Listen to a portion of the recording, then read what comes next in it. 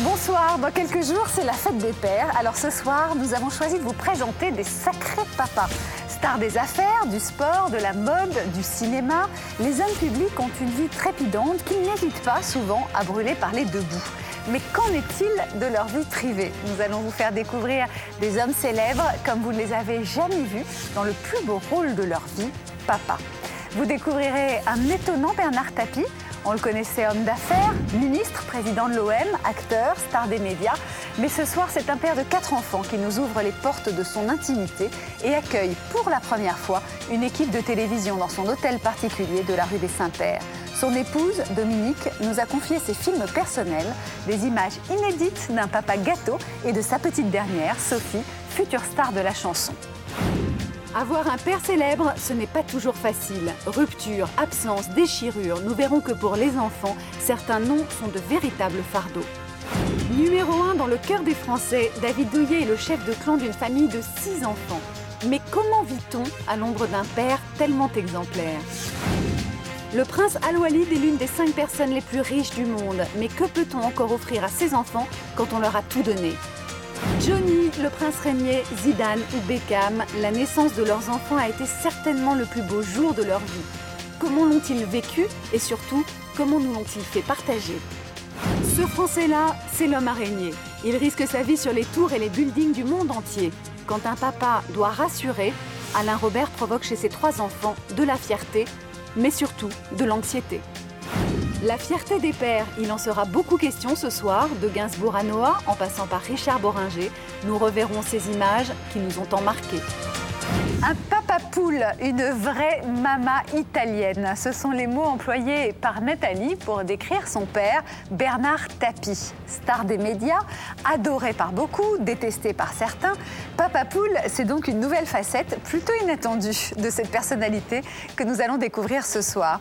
Un père câlin et attentif qui aime tout savoir de la vie et des secrets de ses enfants. Nathalie, 41 ans, et Stéphane, 36 ans, fruit d'un premier mariage. Laurent, 31 ans, et Sophie, 18 ans, qu'il a eu avec son épouse Dominique. Tous ont connu les années fastes, celles du Fosséa et de ses soirées luxueuses, souvenez-vous, mais aussi la prison et la descente aux enfers de leur père.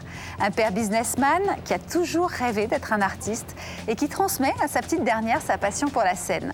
Sophie a 18 ans, elle suit des cours à Londres, des cours de chant, de comédie et de danse dans un établissement très prestigieux.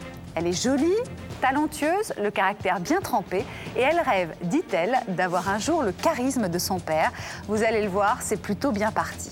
Bernard Tapie a confié à Edwige Tanguy des images familiales inédites qui nous montrent à quel point sa vie de papa est importante pour lui. Depuis plus de 20 ans, Bernard Tapie est l'un des personnages publics les plus médiatisés. On connaît tout de son parcours, de ses réussites, de ses échecs aussi. Pourtant, jusqu'à présent, il nous avait caché l'une de ses plus grandes fiertés, sa fille, Sophie, tout juste 18 ans. C'est en Angleterre que nous l'avons rencontrée. Sophie étudie au sein de l'Art Educational School, l'un des plus prestigieux établissements du pays. En plus de l'enseignement traditionnel, on y apprend le chant, la danse et la comédie. Et ici, Sophie est juste une jeune fille comme les autres, avec des préoccupations de son âge. On n'a pas le droit d'aller chez les garçons. Les garçons n'ont pas le droit de venir ici. Mais on a trouvé un moyen. Il y en a 2 là-bas, juste la fenêtre en face. Et c'est considéré comme les 2 playboys de l'école. Alors, t'as toutes les filles de l'étage qui viennent dans la chambre pour te demander n'importe quoi. Genre, t'as une paire de ciseaux? Et en matière de garçons, Sophie a déjà une idée bien arrêtée. Alors, mon homme idéal, grand, mais pas trop, et drôle. Drôle, et qui a du caractère, pas une petite fiotte qui se laisse faire. Mais en fait, un peu comme mon père, j'ai envie de dire. Son homme idéal, son père. Une histoire d'amour qui dure depuis 18 ans. Sophie, c'est la petite dernière du clan Tapie. 4 enfants, 7 petits-enfants, 2 mariages. Le dernier avec Dominique, sa femme depuis 30 ans, célébrée en mai 87 en Grèce sur le Fosséa, le fameux yacht de 73 mètres que Bernard offre ce jour-là à sa femme. Le Fosséa, symbole des années de réussite de Bernard Tapie, est berceau de luxe pour la petite Sophie. Elle naît en février 88. Son père, alors président de l'Olympique de Marseille, est en pleine ascension. Une enfance dorée, immortalisée par la caméra familiale. Pour la première fois, Bernard Tapie a accepté de dévoiler ses instants d'intimité.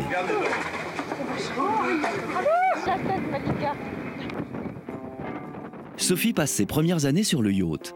Dans cet univers de luxe, l'enfant du Phocéa se transforme volontiers en princesse. Ce serait pas les cacahuètes des fois? Fais voir, je sens encore. Fais voir si. Mais si c'est les cacahuètes. Si, Regarde si. là-bas. Oh. Oui. C'est des grosses cacahuètes.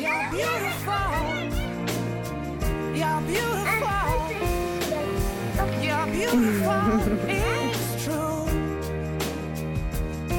I saw your face in a crowded place. Dîner de gala en tenue de soirée ou réception fastueuse, pendant des années, Sophie est de toutes les fêtes. On n'est pas 5 minutes de toute façon. Hein. On va lui souhaiter maintenant la bonne année, il faut la coucher. Mais c'est bientôt la fin d'une époque. En 96, le Phocéa est placé en liquidation judiciaire. Une première épreuve pour le clan Tapie qui restera soudé.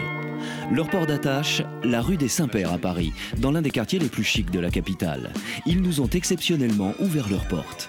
Aujourd'hui encore, ils habitent tous sous le même toit. Seul Stéphane, l'un des fils de Bernard Tapie, a pris son indépendance. On est ensemble, mais on a chacun notre zone. Si on a envie de se voir, on se voit. Si on a envie de monter directement sans se voir, on le fait. Ah ouais, c'est jamais envahissant. On peut rester 10 jours sans se voir. Pas sans se parler. Et pas ma femme. Non. Non, ma femme, non. Elle est dans tous les appartements. Et quoi qu'il arrive, le week-end, tout le monde se retrouve. Sophie a fait le déplacement de Londres. Mon père est venu me chercher hier à la gare. Et tout de suite, il m'a dit j'ai l'impression que ça fait 1 mois que t'es parti alors que ça fait qu'une semaine ou 8 jours. Il m'a dit ça. Je lui ai dit mais papa, ça fait 4 jours que je t'ai pas vu. C'est un papa câlin, un papa poule. C'est même une maman italienne. Je dirais qu'il est plus mère que père. À tout point de vue, d'ailleurs. Je suis pas tout à fait d'accord. Ah. Il aime bien avoir nos petits secrets, ce qui se passe dans notre vie. Ah oui.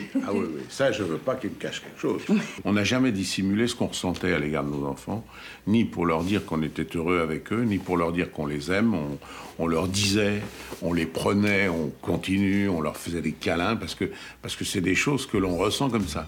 Bernard Tapie, papa câlin et protecteur, mais qui pousse aussi ses enfants à suivre leur vocation. Une chance que n'a pas forcément connue Dominique, son épouse, qui rêvait d'une carrière de danseuse. Et alors, voyez comme c'est paradoxal et comme c'est drôle. Ma femme n'a pas réussi à faire la carrière de danseuse qu'elle aurait pu faire parce que ses parents voulaient privilégier l'école, etc. Et si je la laissais faire, elle ferait pareil avec Sophie. Non, pas du tout, puisque la preuve, je l'ai laissé partir faire cette école.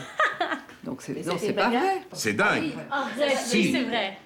Oui, la chanson, le théâtre, Ok, tout ça. ton bac, Passe ton bac, on verra après. Donc, comme quoi, les modèles se reproduisent toujours.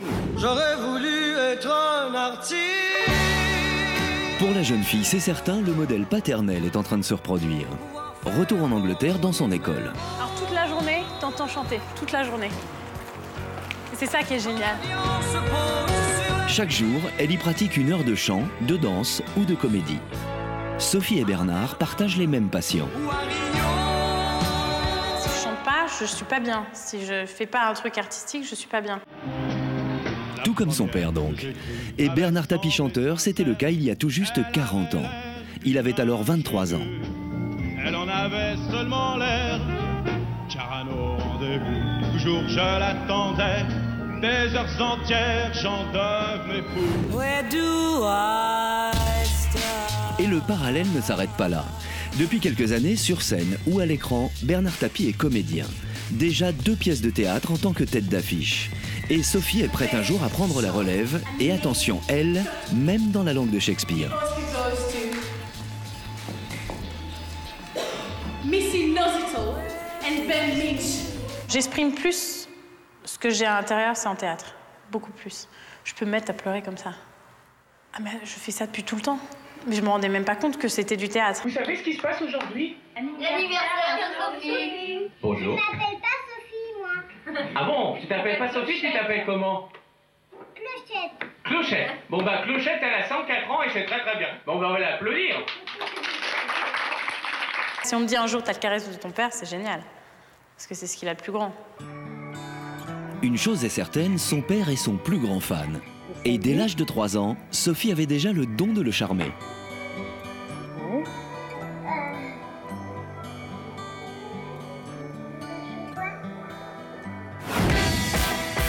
Retour à Londres. Ce soir, c'est le grand soir. Dans quelques heures, Sophie se produira sur scène. Bien évidemment, Bernard et Dominique ont fait le déplacement pour l'encourager. Quelques minutes de train le séparent de sa fille. Pendant ce temps, du côté de Sophie, le stress monte. À quelques minutes du spectacle, elle a besoin de s'isoler. Ils ne se sont pas vus depuis une semaine, une éternité pour Bernard Tapie. Un week-end, nous sommes à Londres, et l'autre week-end, c'est elle qui vient à Paris. Donc vous voyez régulièrement envoyer Sophie tout le temps. Évidemment. Non, Comment on pourrait faire autrement? Tous les week-ends, en fait, on se voit. Une situation plutôt inédite pour Bernard Tapie. Avoir du temps pour ses enfants, c'est aujourd'hui son principal luxe. Ce que je fais là, j'avais pu le faire au moment où j'étais en même temps ministre, président de l'OM, président d'Adidas. J'étais tout ça en même temps. Or, il aurait été impossible que je consacre un samedi, un dimanche, puisque je travaillais presque tout le temps. Ain't no sunshine when she's gone.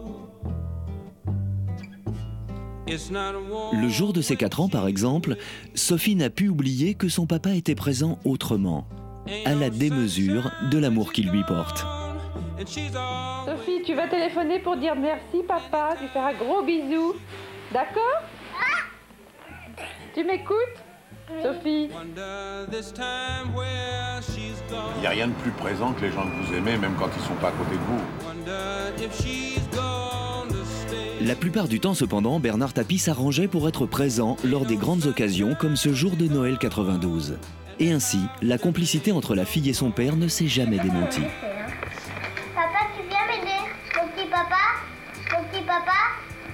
Je suis d'une vulnérabilité totale. Elle connaît tous les boutons sur lesquels il faut appuyer. Elle est diabolique. Par rapport à moi, elle sait tout. Elle a tout compris. Et je suis désarmé. Mais aux côtés de son père, Sophie aura tout vécu, même les épreuves les plus difficiles. Une enfance décidément pas comme les autres. Il faut dire qu'elle a été quand même face à des situations que les jeunes enfants ne connaissent pas très tôt. Elle a connu des policiers, gardes du corps, avec des pistolets dans la ceinture sur la plage, elle avait 2 ans. Son frère a été à l'école dans un quart de police. Tout vivre jusqu'à l'inimaginable pour un enfant. Sophie l'a vécu. La séparation par la prison, par exemple. Bernard Tapie a été condamné à 2 ans de prison, dont 1 ferme, par le tribunal correctionnel de Valenciennes. À ce moment, pour Bernard Tapie, tout s'effondre. Le jour de sa condamnation, Sophie n'a que 7 ans. Mais pour Bernard Tapie, c'est encore une fois le soutien de tout son clan qui va lui permettre de tenir le coup. C'est sûr qu'ils ont à la fois souffert beaucoup au moment de mes ennuis, de voir leur père à la une des journaux le montrant avec des menottes. Les enfants entre eux sont très cruels.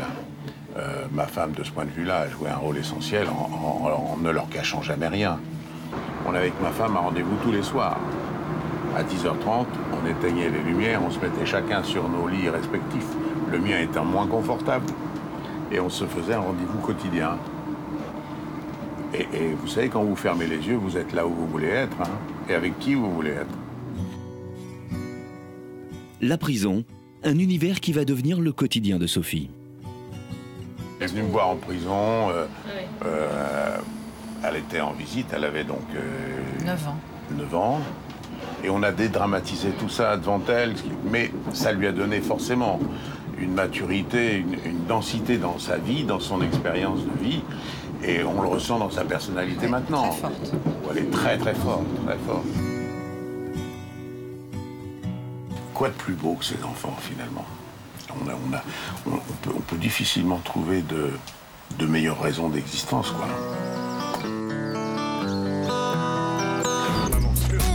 Juste avant d'entrer en scène, Sophie va recevoir les encouragements d'un papa poule aux petits soins pour elle. Tu es en train de crever de froid. Mais non. Comment ça se fait que tu veux qu'on aille... T'as mal à la gorge, t'arrives pas à avaler? Si, bien sûr que non, t'inquiète pas, ça va. Ça va. Bon. On va te chercher le médicament ou pas? Non, j'en ai. Ah, t'en as pris? Comment t'es habillé? Lève ta couverture, là. Petit cœur d'amour. Voilà. Bon, on va chercher du sirop? Ouais, s'il te plaît. Allez. Ok, bon j'y vais. Tout à l'heure. Au revoir, bébé. Les épaules. Bernard Tapie, comme on ne l'avait jamais vu.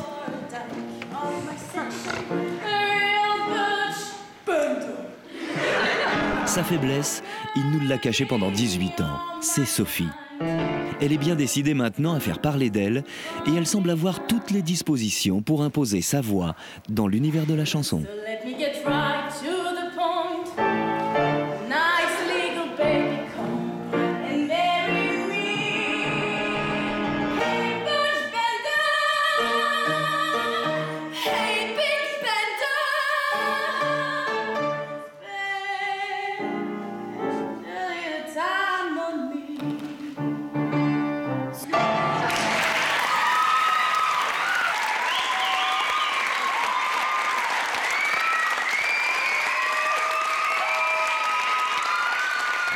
Étonnant personnage, ce Bernard Tapie. Lui qui a toujours maîtrisé son image semble s'abandonner pour la première fois devant des caméras, peut-être trop concentré sur le bien-être de sa fille pour penser à sa propre image.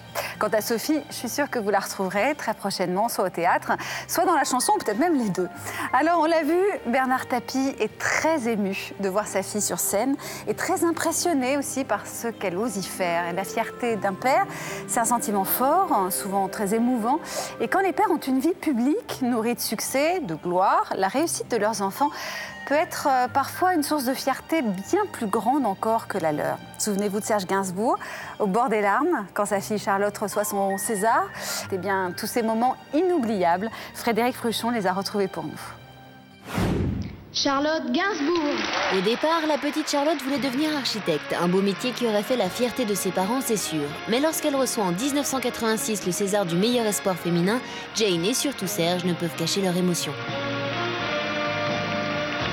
Il a écrit de belles chansons, le papa, et pourtant toute sa vie, il n'en démordra pas. Charlotte, c'est ce qu'il a fait de mieux. Je pense que le prix le plus précieux et dans le cœur, c'est hors de prix. Je dirais qu'il est hors de prix. Hors de prix.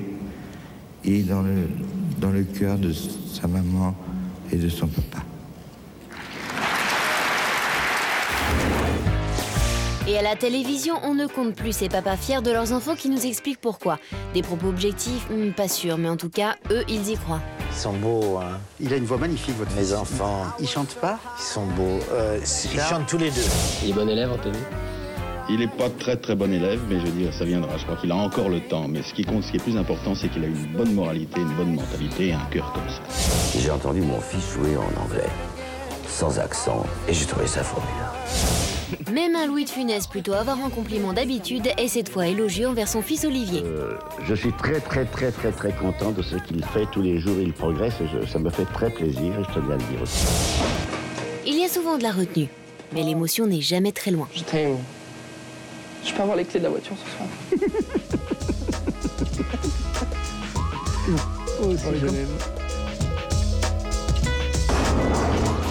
Depuis quelques mois, Yannick Noah n'est plus l'ancien champion de tennis, mais juste le papa de Joachim. Son fils vient de remporter un championnat de basket et c'est lui maintenant qui signe les autographes.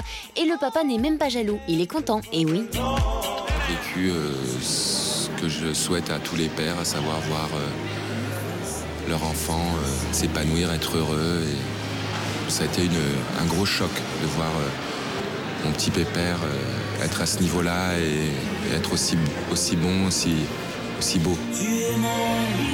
Car en reconnaissance paternelle, il s'y connaît Yannick. En remportant Roland Garros en 1983, toute la France était fière de lui. Toute la France, mais son père Zachary un peu plus que les autres quand même. Zachary, Yannick, Joachim, visiblement chez les Noah, on ne déçoit pas son père. Le César est attribué à Roman Boringer. Autre dynastie en devenir, les Boringer. Et à nouveau une jeune actrice reconnue par ses pères et par son père en particulier. Un papa fier de sa fille, une fille fière de son père, comme quoi parfois le cinéma, c'est vraiment une grande famille. Je suis tellement heureux de ce qu'elle devient petit à petit. Je suis tellement fier, le mot est tellement con que j'ai pas envie de l'employer. Une intime revanche.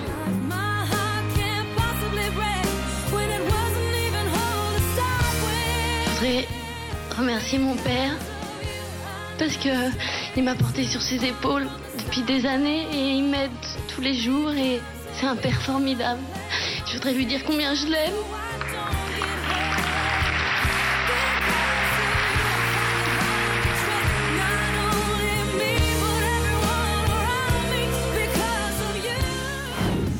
Dans quelques instants, nous vous raconterons la guerre qui a séparé pendant 26 ans Ted Lapidus et son fils.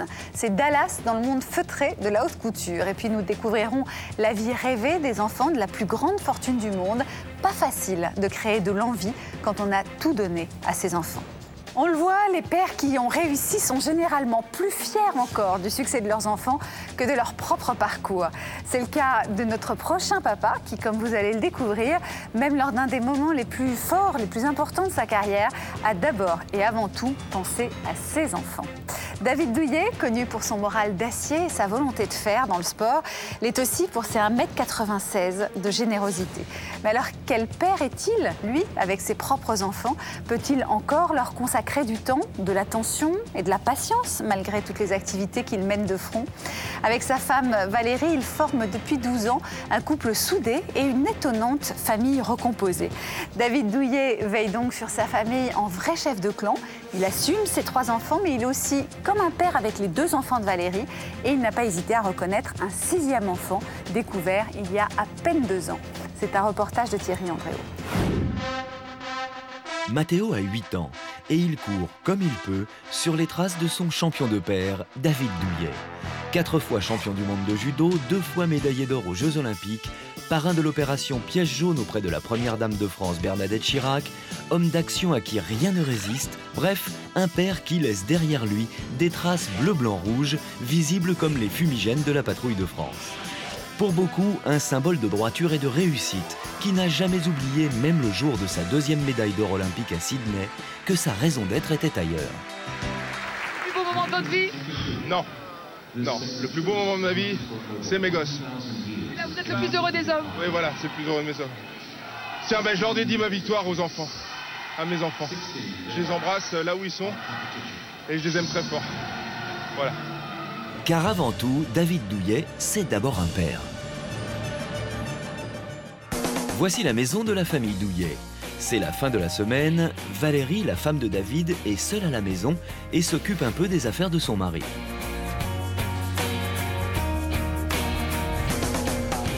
Voilà. Merci bien. Voilà. Merci. Au revoir. Bonne journée, madame. C'est pas pour moi.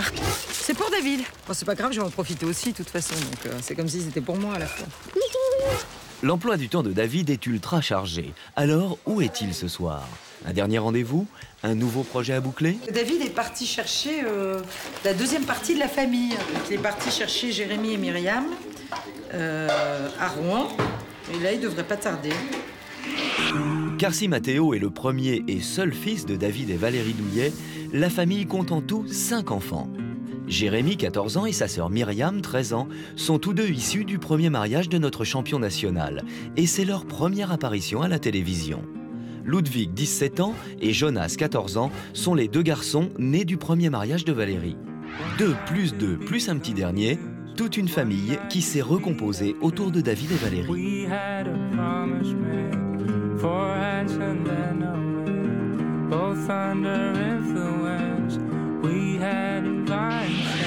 Mais tout ce petit monde rassemblé a ses exigences.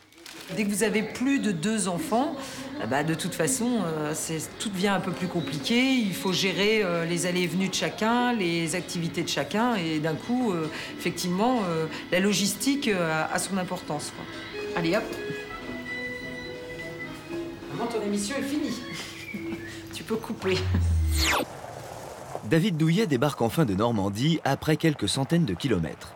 Ce week-end, c'est lui qui a la garde de Jérémy et de Myriam. Ainsi, tous les enfants de David et Valérie sont réunis. Et la famille est au grand complet car Minnie, la belle-mère de David, est ici en plein préparatif du repas du soir. Ça va, Joe?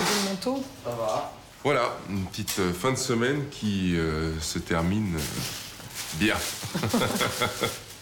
La famille. Important. La famille, ah, c'est plus qu'important, c'est notre raison de vivre, quasiment. Mais ce soir, la famille est en plein débat. Car depuis son 14e anniversaire, Jonas a une requête qui lui tient vraiment à cœur. Il est en train de me tanner avec les histoires de scooters et machin et trucs. De scooters? Oui, oui. Elle veut m'acheter un Ferex. Un vélo, c'est bien. Le vélo, c'est top, hein. Non, moi j'en voulais un matin, mais bon. Oui, mais ils veulent pas. Je suis en pleine négociation, là. Tu connais ma théorie sur le scooter? Oui, au départ tu voulais bien et après à un moment elle t'a fait un lavage de cerveau. Non. Si, au départ c'était je veux bien si vous voulez payer. Voilà. Au départ c'était ça. Et pourquoi? Pourquoi? Pour pas qu'on fasse les cons avec. Exactement.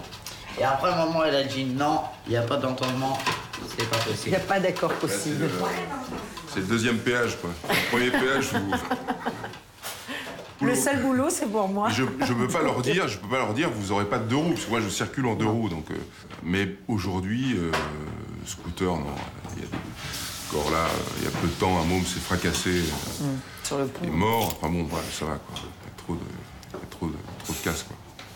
Je comprends qu'il sait pas trop quoi dire, quoi, parce que vu qu'il est motard, mais bon, il pourrait me soutenir un peu plus quand même. La question du scooter provisoirement réglée, tous les garçons se retrouvent enfin pour leur sport collectif favori, en découdre sur le terrain de basket. Pour Ludwig et Jérémy, qui évoluent en club, c'est l'occasion de se confronter.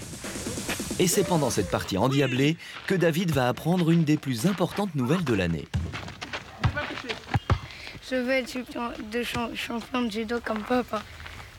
Tu me l'avais jamais dit, ça? Hein? Si. Quand est-ce que tu m'as dit ça? Quand est-ce que tu... Attends, réponds à la question. C'est bien, c'est bien. Non mais sérieux, c'est vrai? Oui, lancer franc. Pour lancer franc, c'est raté là. Ah ouais, c'est une nouvelle. Pardon. C'est le seul successeur d'ailleurs. Non, bah on a notre dernier enfant qui vient de nous dire qu'il veut être champion de judo. Voilà. Ouais, moi j'étais au courant. Ah, t'étais au courant, toi? Et depuis quand? Bah écoute, il m'a dit ça la semaine dernière. Donc il m'avait pas dit qu'il voulait être champion, mais il fallait qu'il prenne la relève puisque c'était le seul dans cette famille à faire du judo. Voilà. Ça me fait plaisir. Ça m'inquiète parce que je sais ce qu'il faut faire pour y arriver. C'est pas évident. T'aurais pu m'en parler quand même. Oui, on va jouer. Ouais. C'est bon, c'est une histoire passée, allez. C'est une histoire passée, d'accord. Ça te dérange qu'on en parle, c'est ça? Oui. Ouais, ça te gêne? Oui. Allez, papa, joue. Non, mais ça fait plaisir. C'est pour ça que je te dis ça. En plus, je savais dès le début. Dès le début de quoi? Que je voulais être comme toi. Ah bon?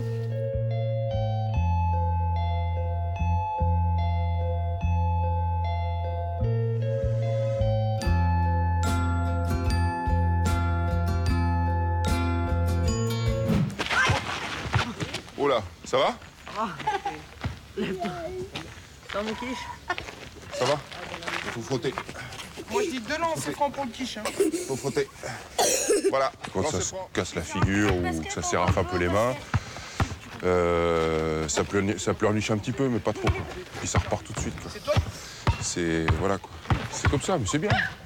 C'est qu'il n'y a pas de doudouille chez les douillets. En fait. Là, je les apprends un petit peu à la dure, quoi. Voilà. Oh, c'était pas beau ça? Ouais. C'était pas beau ça? À table. C'est Fred avec son téléphone, il est au top. Lui. Pour la première fois de la semaine, toute la tribu douillet est rassemblée à table.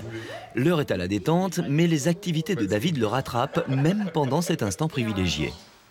Ton meilleur ami. Si, aussi le truc qui est pas normal aussi, qui est pas fréquent dans toutes les familles, c'est ça. C'est que le week-end, toutes les 5 minutes, même pas 5 minutes, ils sont au téléphone.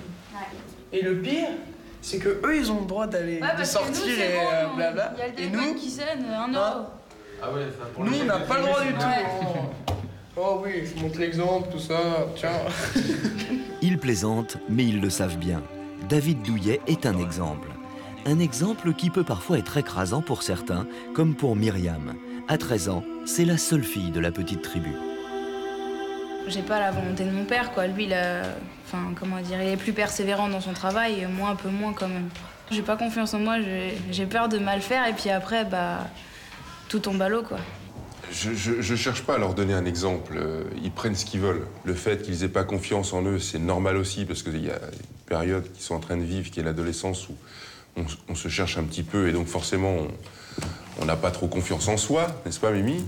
Alors que moi, je sais, on sait tous, ici, autour de la table, qu'elle a une force de caractère, un des plus trempés de la famille, et un des plus durs, et un des plus forts. Et la confiance, elle l'aura, on l'acquiert tous d'ailleurs, cette confiance, au fur et à mesure de l'expérience de la vie. À la fin du repas, tout le monde se lève pour débarrasser. Tout le monde, sauf David, et visiblement c'est habituel. Pour une fois, il allait se mettre à débarrasser, bah non. Non, j'assume. Tu vois, je vais même m'asseoir. Allez, à l'ancienne. Je l'ai suffisamment fait quand j'étais petit, à vous de le faire. C'est ça. Ouais, c'est-à-dire que quand t'étais petit, il n'y avait pas autant d'assiettes à débarrasser aussi. Une famille nombreuse, David n'en a pas connu enfant. Élevé par sa grand-mère après la séparation de ses parents, il n'a aucun souvenir d'enfance de son père. Mon père, je l'ai connu à l'âge de 25 ans, donc j'ai pas beaucoup, tu vois. J'ai vécu sans père, quoi, en fait. Je l'ai connu vachement tard, mon père. Et c'est génial, d'ailleurs, maintenant. Je l'adore aussi. Mais la vie a fait que je l'ai connu très tard, quoi. J'ai quand même eu un exemple masculin jusqu'à l'âge de 11 ans, puisque malheureusement, mon grand-père est décédé quand j'avais 11 ans. Et ensuite, la force de caractère de ma grand-mère, femme dure, forte, bien campée, et puis aussi remplie d'amour et de valeurs, couplée par la pratique d'un sport avec des valeurs très éducatives, très structurantes, ont fait que ça n'a pas été un manque. J'ai eu un tuteur externe, quoi, qui a été cette discipline sportive. Mais l'absence d'un proche, David la vit actuellement. Alors que la famille savoure le plaisir d'être ensemble, quelqu'un manque à l'appel. Quelqu'un qui ne figure sur aucun des albums de photos de jeunesse de la famille. Ce quelqu'un, c'est le 4e enfant de David, le 6e de la fratrie, mais fils d'une 3e femme. Il s'agit de Christopher, âgé aujourd'hui de 16 ans. Un fils que David a découvert en 2000 et que l'on ne verra qu'ici et de dos. Depuis, il a vécu 1 an et demi dans la famille, mais il est finalement reparti. On en a parlé, ils ont compris, donc ils ont fait des efforts, Christopher aussi, etc. Parce que Christopher aussi était concerné, donc voilà, ça c'est un sujet, et puis ça a réglé les choses. En gros, il a eu un peu de mal à s'intégrer, et puis voilà. Puis il s'est aperçu qu'il était mieux chez lui. Enfin, chez sa mère plutôt, parce qu'il est ici aussi chez lui, mais chez sa mère. Je pense qu'il a eu du mal à s'adapter à tout ça, mais qu'il s'y adapte petit à petit et que quand il vient en vacances dorénavant maintenant, il sait comment ça se passe, qu'on est nombreux et que voilà, ça se passe de manière conviviale, mais il n'était pas habitué à tout ça, quoi, clairement. David et Valérie en sont persuadés, le temps permettra à l'ensemble de la famille de se retrouver. J'ai pas le sentiment qu'on vive dans une famille recomposée, quoi. Non, c'est pas 2 plus 2 plus 2, c'est 6. Point. Voilà. Allez Mathieu, on y va ? Réussir une vie de famille normale, voilà désormais en quoi consiste le nouveau défi de David Douillet. Peut-être le plus important.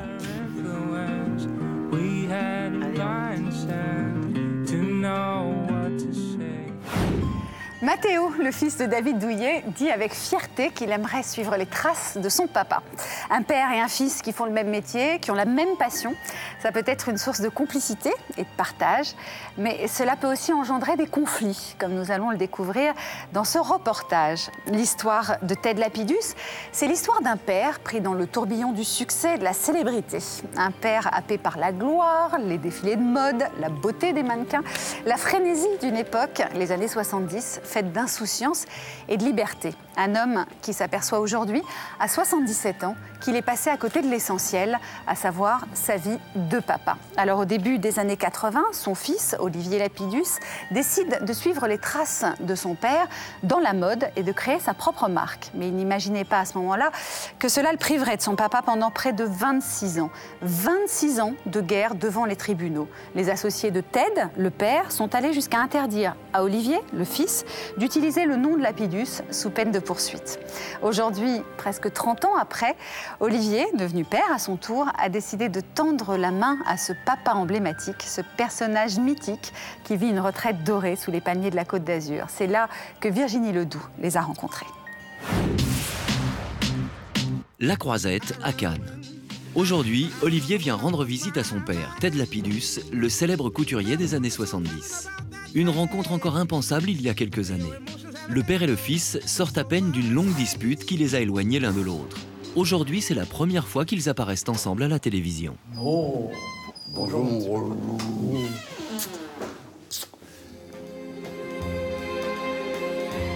À l'origine de leur dispute, un procès. Et pendant 26 ans de leur vie, un père et son fils sont devenus des ennemis l'un pour l'autre. On s'est disputé avec Olivier. On a eu des guerres avec ce garçon. Ah là là! Une guerre qui démarre en 1978. À l'époque, Olivier a 20 ans et veut devenir couturier comme son père. Refus catégorique de Ted et de ses associés. Ils lui interdisent le droit de porter le nom de Lapidus. Olivier n'est pas d'accord. Les hostilités sont déclarées.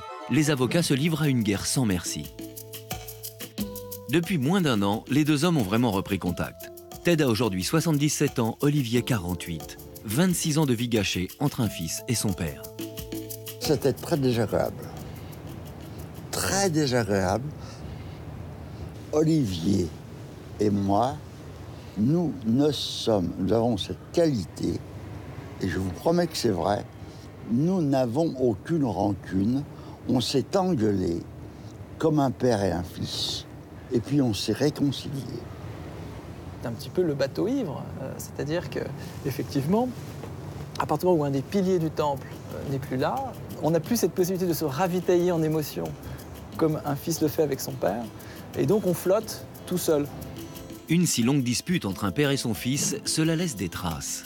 Ted et Olivier ont gardé des cicatrices indélébiles. Olivier vit aujourd'hui à Paris. Depuis un an, il peut signer ses créations Lapidus. Mais il n'a pas oublié le jour où on lui a interdit de porter son nom. À 20 ans, un huissier a frappé à ma porte. J'ai ouvert et il m'a dit « Monsieur, à partir d'aujourd'hui, vous n'êtes plus considéré comme un être humain, comme un individu, vous êtes une marque. Et on vous conteste le droit en tant qu'individu d'exister sous cette marque. » Du coup, pendant plus de la moitié de sa vie, Olivier a dû faire preuve d'imagination en termes de noms. C'est la raison pour laquelle, d'ailleurs, j'ai eu plein de noms. Des noms rigolos. Olivier Robert, Olivier Verdier, Olivier Montagu, au Japon, c'est ça. Donc en fait, moi j'ai passé mon temps à changer de nom. Récemment en Chine, on m'appelait Monsieur Yo. Monsieur Yo, c'était quand même la catastrophe.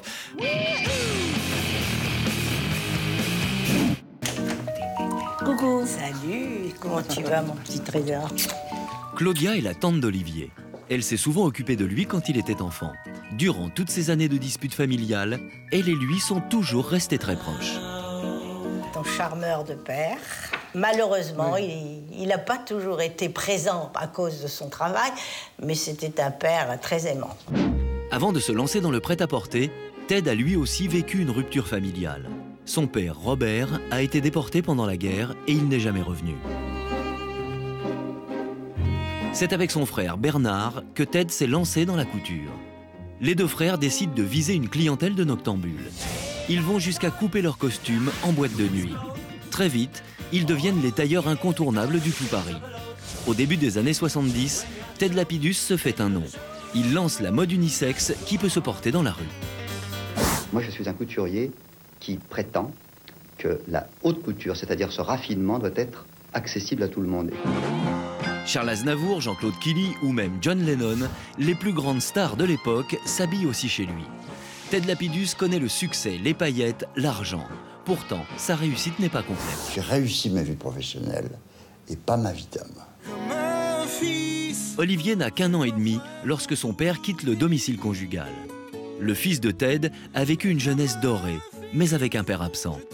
Il passe toute son enfance en pension et quand il en sort, c'est pour retrouver sa maman. Tu veux que je t'aide, Lapidus? Oui. Pas drôle. Voilà ma première femme, la mère d'Olivier. Ça, c'est maman. Et c'est une photo que je ne connais pas de ma mère. Elle était sublimissime. Viens petite. Cette ancienne Miss France n'a pas été la seule conquête de Ted. Il se définit lui-même comme un véritable homme à femme. Et il n'en a oublié aucune, au point de leur écrire des poèmes. J'aimais toutes ces femmes, et les autres aussi, car être leur complice vous mène au paradis. Séducteurs tous les deux? Moi. Un peu. Moi, je suis un amateur, c'est un professionnel. Séducteur peut-être, mais le véritable point commun entre le père et le fils, c'est évidemment la couture. Olivier est né dans les tissus. Il dessine ses premières robes à 7 ans et a toujours eu la volonté d'exercer le même métier que son père. Le même métier, au début, mon père n'était pas tout à fait chaud. Hein. Il aurait rêvé que je sois médecin, avocat. Mais non, je crois qu'il a maintenant accepté cette histoire-là. Aujourd'hui, Olivier Lapidus a gagné ses galons de couturier indépendant, mais pour lui, l'essentiel est ailleurs. Il veut réussir là où son père a échoué, c'est-à-dire sa vie familiale. Et les priorités d'Olivier, ce sont elles. Yara, son épouse, et leurs 2 filles, Koukla, 6 ans, et Mila, 3 ans. On se calme. On écoute son papa. Blop. Non, papa, on n'écoute pas. Si. Non. Si. Non. Non, arrête. Vraiment, c'est pas drôle. Papa est un clown. Il est un clown. Pourquoi il est un clown, papa? Parce qu'il est rigolo. Et Olivier se donne les moyens de privilégier sa vie de famille. Toutes ses créations de couture, c'est chez lui qu'il les réalise. Olivier en a voulu à son père, de ses absences comme de ses années de disputes. Il ne veut pas infliger le même traumatisme à ses propres enfants. Moi, j'ai une éducation assez décousue. Je suis allé beaucoup en pension, donc je fais le contraire. Donc moi, mon réflexe aujourd'hui, c'est de jamais mettre, j'espère, hein, mes filles en pension, de les garder vraiment avec moi.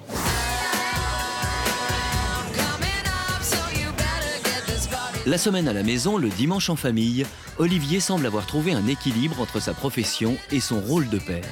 Un équilibre qu'il souhaite maintenant transmettre à ses enfants. Et visiblement, pour ce papa plutôt gâteau, rien n'est trop beau pour ses 2 filles. Et moi, je leur souhaite surtout de follement s'amuser et d'être heureuses d'avoir une vraie enfance. Voilà. C'est oui à tout, Olivier. C'est vrai. Ah bon, c'est une grande chance pour elle. Maman, c'est qui? J'essaie d'être un peu sévère quand même. Hein. Je relativise ce que vient de dire Yara. Hein. De temps en temps, il y a des petites crises, mais avec les filles, c'est pas facile pour les papas. Hein. Je signale. Depuis leur réconciliation, Yara vient également voir son beau-père, Ted, à Cannes. Inutile de dire qu'elle n'a pas eu trop de mal à conquérir le séducteur qui est resté Ted. Elle est fantastique. C'est la classe. Tu ne trouveras jamais une perle comme ça. Et Yara, voilà ce que j'en fais. Le clan Lapidus s'est ainsi recomposé. Père et fils ont enterré la hache de guerre. Et ils peuvent enfin se dire ce qu'ils ne s'étaient jamais dit. Quand on aime son fils, ou quand on aime son père, dans le fond, au-dessus des engueulades, quelquefois tristes, qui font mal, le passé, c'est une page qui tourne. Si c'était à refaire, on pourrait faire différemment. Pas pour le résultat, parce que le résultat, je le garde tel qu'il est, mais sur le chemin, j'aurais voulu plus le voir, plus l'avoir pour moi, plus l'avoir avec moi. Et aujourd'hui, les 2 anciens meilleurs ennemis ont surtout du temps à rattraper.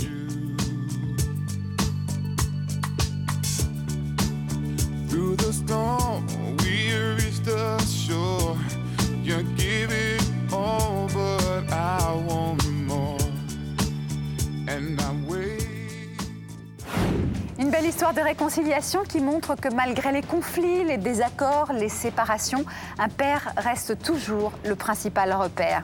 C'est tellement vrai entre ces 2 hommes qu'après 26 ans de bataille juridique, Olivier a pardonné et il cherche de nouveau l'approbation de son père, à qui il montre désormais toutes ses nouvelles créations qu'il peut enfin signer depuis 1 an de son propre nom. Avoir un père célèbre, ce n'est pas toujours facile, on vient de le voir. De nombreux conflits entre les stars et leurs enfants ont été rendus publics à la suite de disputes spectaculaires ou de règlements de comptes par médias interposés. Souvenez-vous, Guillaume Depardieu, il a publié un livre réquisitoire contre son père Gérard, ou Anthony Delon, qui fait aujourd'hui la fierté de son papa, mais qui a connu lui aussi des années de conflits. Alors retour en images avec Frédéric Pruchon sur ces papas dont le nom est parfois vraiment très lourd à porter. A priori, avoir un papa célèbre, ça peut faire rêver. Après tout, être fille ou fils d'eux, c'est quand même le meilleur moyen pour accéder facilement à la notoriété. Et pourtant, pour ces enfants, la vie n'est pas toujours rose. Et l'héritage peut être même parfois particulièrement lourd à porter. Voilà mon fardeau. Fardeau, handicap ou problèmes divers à régler, les enfants de stars peuvent avoir du mal à vivre la célébrité de leur papa. Pour en savoir plus, nous sommes allés demander leur avis à Agathe Godard, journaliste et amie intime des People, et au psychiatre Serge Effez, spécialiste du malaise des adolescents. Quand on a un père qui est quelqu'un de célèbre, d'en vue, surtout au jour d'aujourd'hui où la célébrité est tellement importante, où tout le monde en rêve finalement, tout le monde aspire à ça, eh bien c'est une barre qui est évidemment très très haut. Alors d'un côté, ça facilite les choses parce que c'est évidemment plus facile d'être le fils de Depardieu ou de Delon ou un autre pour réussir dans le cinéma, pour avoir des relations, pour être connu. Mais en même temps, c'est une arme à double tranchant parce que ça veut dire que toute sa vie, on va porter cette comparaison. Pas d'erreur possible, il s'agit d'Alexandre Brasseur. Et pour ce jeune comédien, fils de Claude, les journalistes ne peuvent s'empêcher de lui poser toujours la même question. Qu'est-ce que tu penses tenir de ton père et qu'est-ce qui n'a rien à voir? Qu'est-ce que je tiens de mon père? Son grain de beauté. Inversé.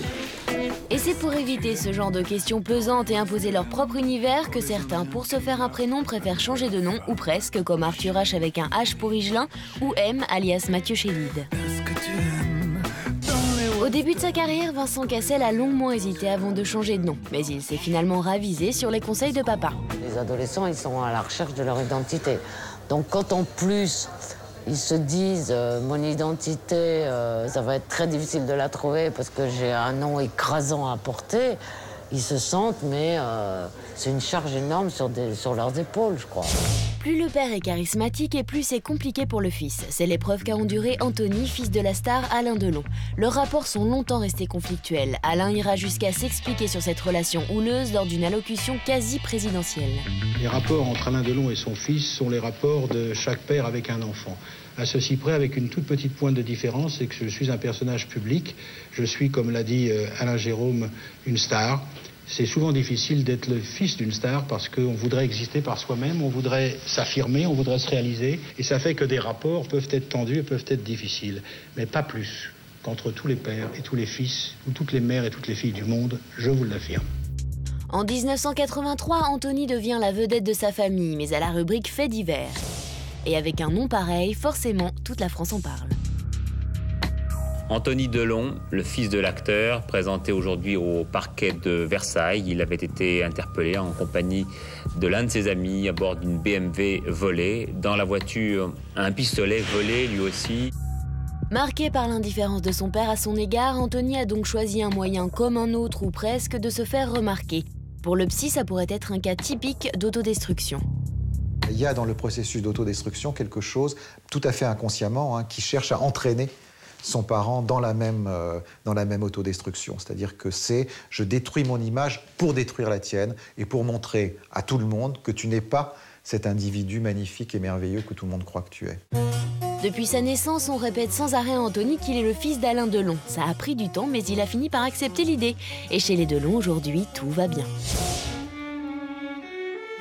Non, aujourd'hui, c'est plutôt chez les Depardieu que les rapports au père sont compliqués. Depuis qu'ils sont devenus comédiens, nous savons tout des brouilles de Julie, mais surtout de Guillaume, à l'égard de leur père. Car quand les personnages sont publics, les disputes le sont aussi.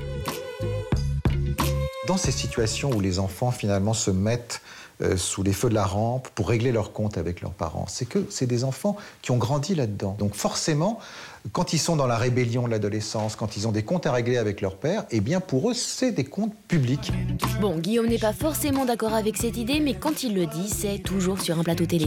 J'ai jamais eu besoin de la presse pour dire des choses à mon père. J'ai dit, va te faire foutre quand j'avais déjà 6 ans et demi, quoi. Guillaume était un enfant déjà hypersensible et il avait beaucoup de mal, déjà à l'école, à supporter de s'appeler Depardieu parce que ses copains ricanaient un peu du fait que son père faisait des films où on le voyait à poil.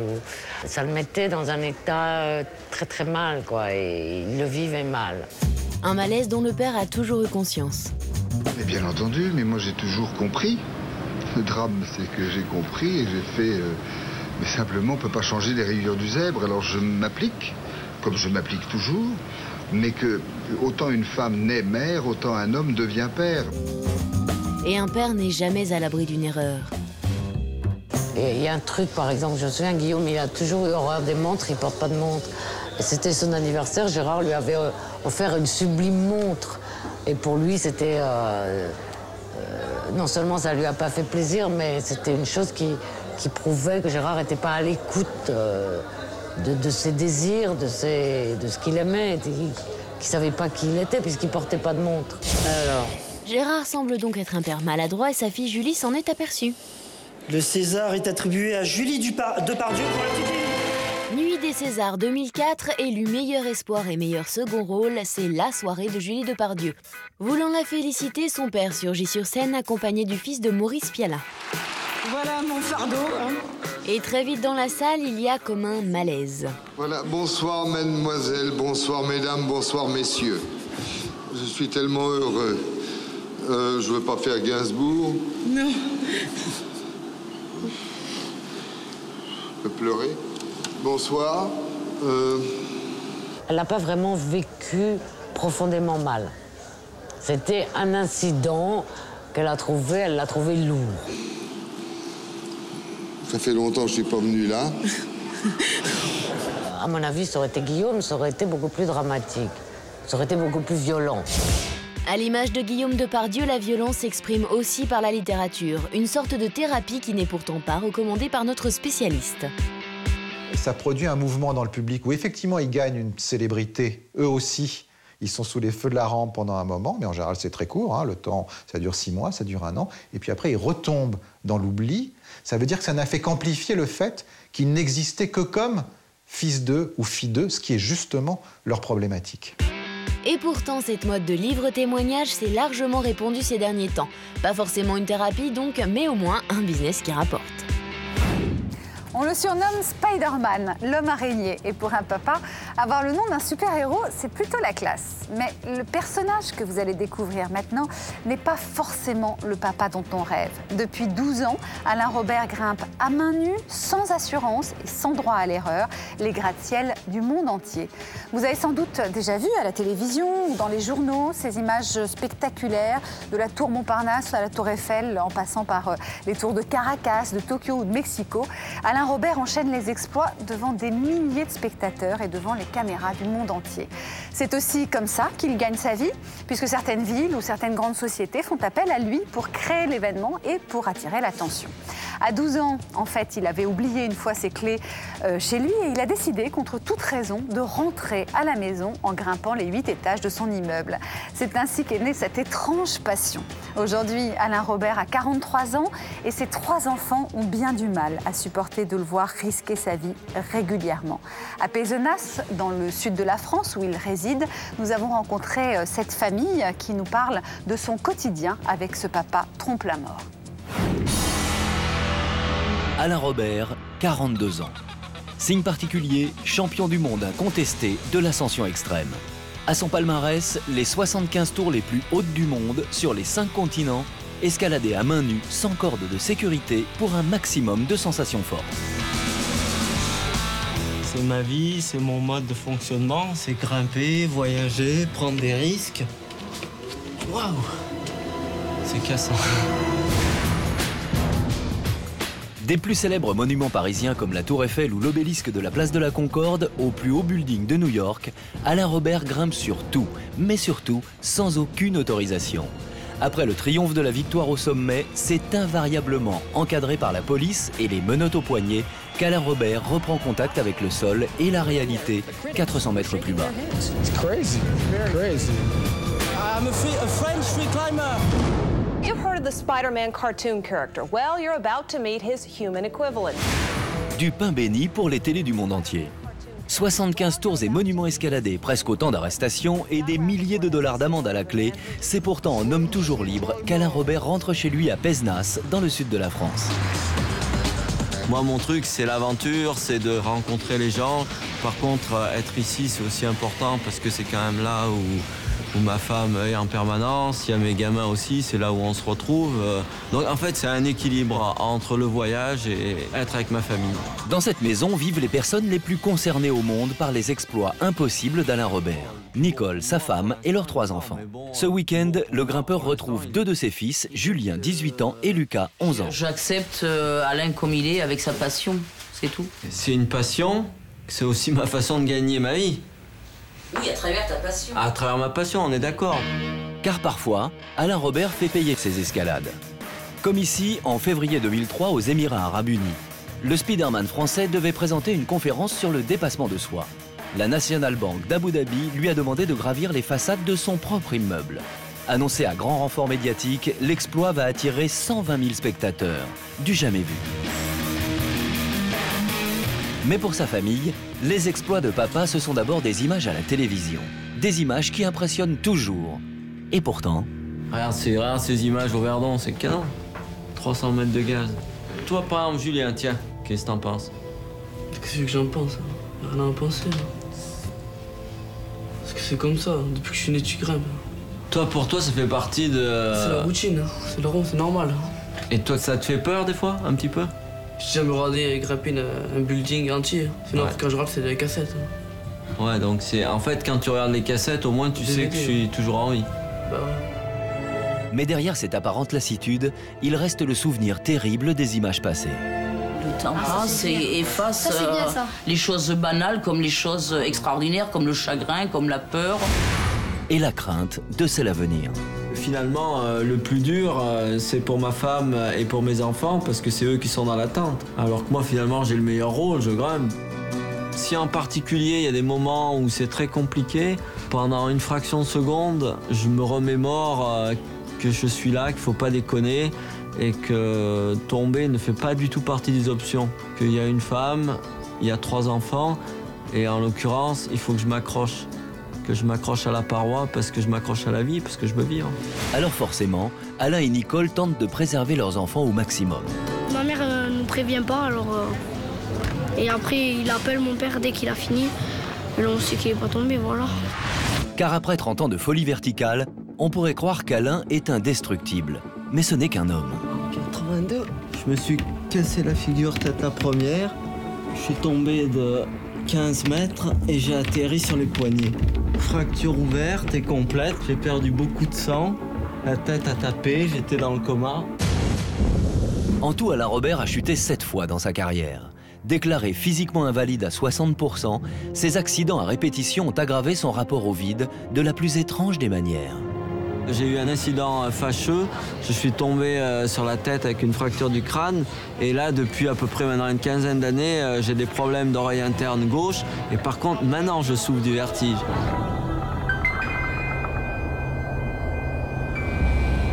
Star mondiale aux centaines de milliers de fans sur toute la planète, Alain Robert est devenu un symbole vivant de liberté. Une philosophie qu'il n'a cessé d'inculquer à ses propres enfants dès leur plus jeune âge. Mais il y a un revers à la médaille. Alain a du mal à imposer son autorité. Aujourd'hui, 2 de ses enfants ont décliné son invitation au restaurant. Ça se retourne contre moi dans un sens, puisque aujourd'hui, moi je suis la personne qui finalement fait ce qu'il a envie de faire quand il a envie de le faire. Et puis aujourd'hui, Hugo, Julien et un peu moins Lucas, quand eux ont décidé aussi de ne pas participer, ils le font et ils le font bien. Ah, l'exemple paternel. Dès 2 ans, sur les traces de son père, Lucas a commencé à montrer d'indéniables aptitudes pour la verticalité. C'est vrai, c'est marrant de revoir ces images. C'était l'âge de l'insouciance.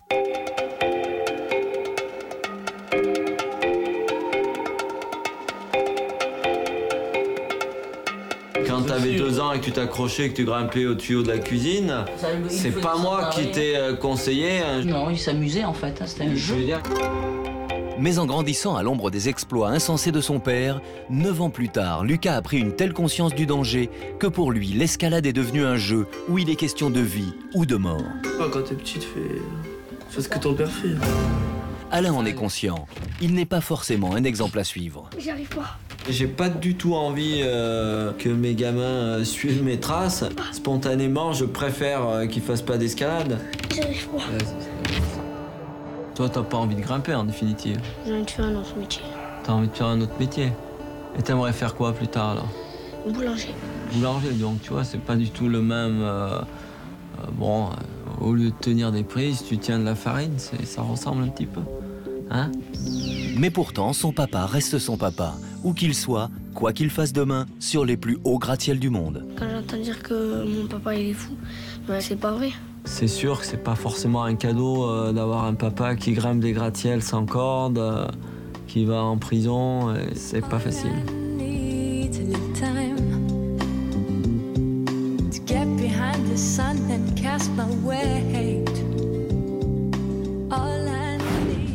Dans quelques instants, nous allons entrer dans l'intimité de l'une des familles les plus secrètes de France.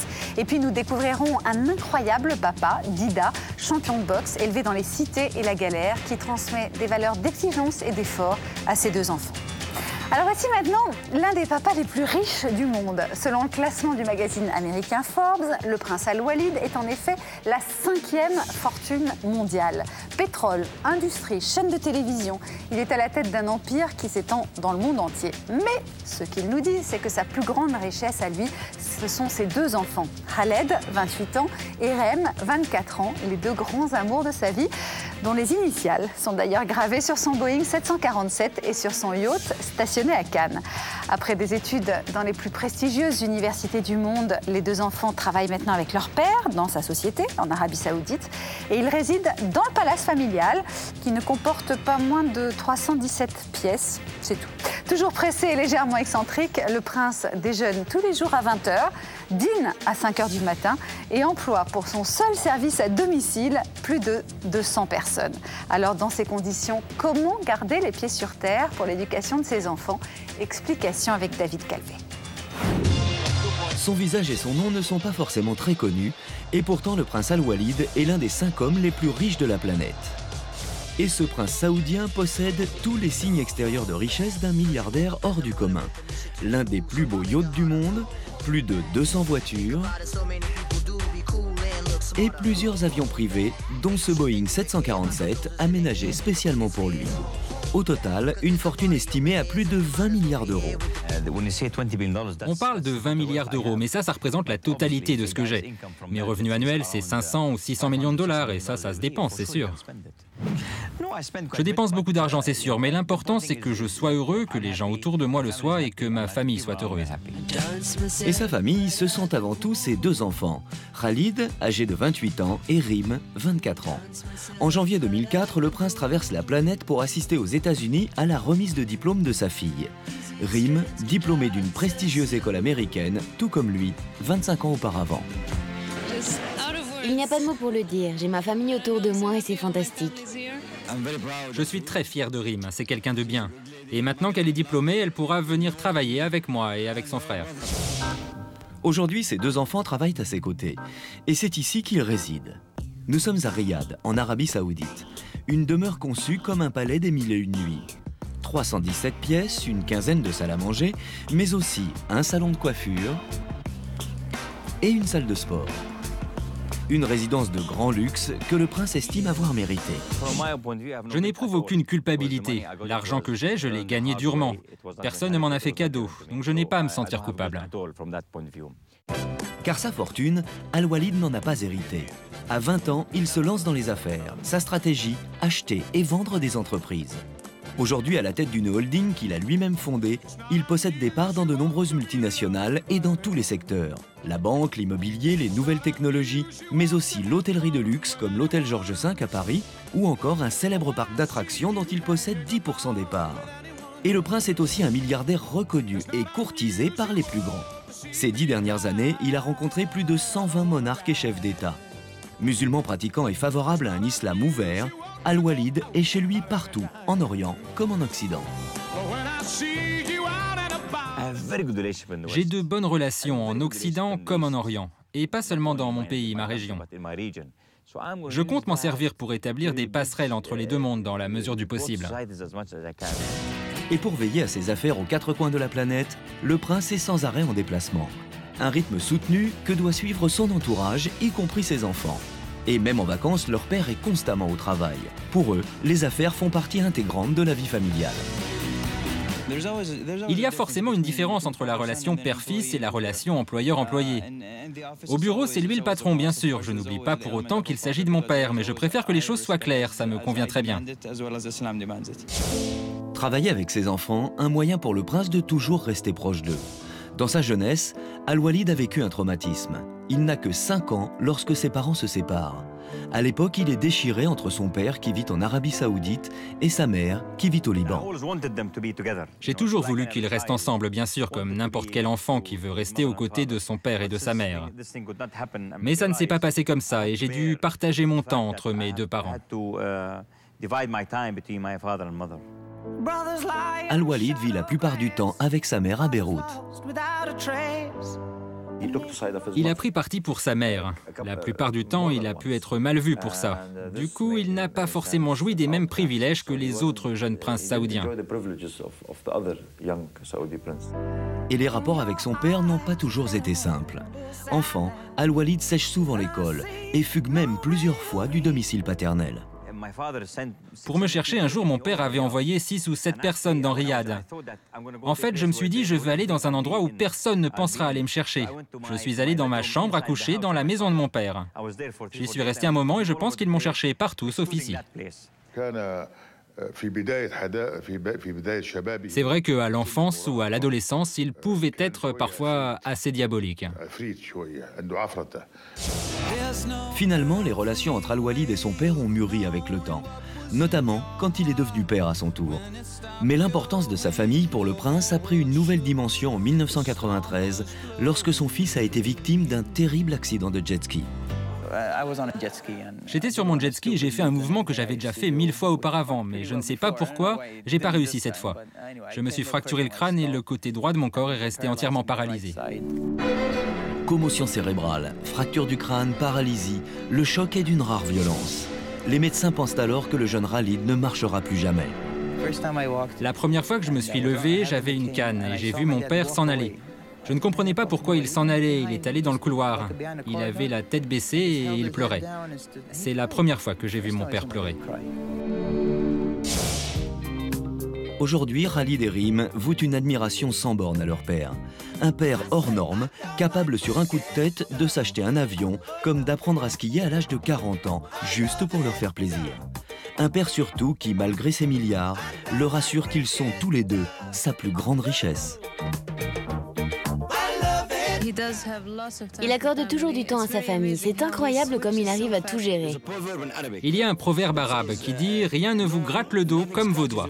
Eh bien, ces deux-là, ce sont mes doigts, ma tête, mon âme et mon cœur.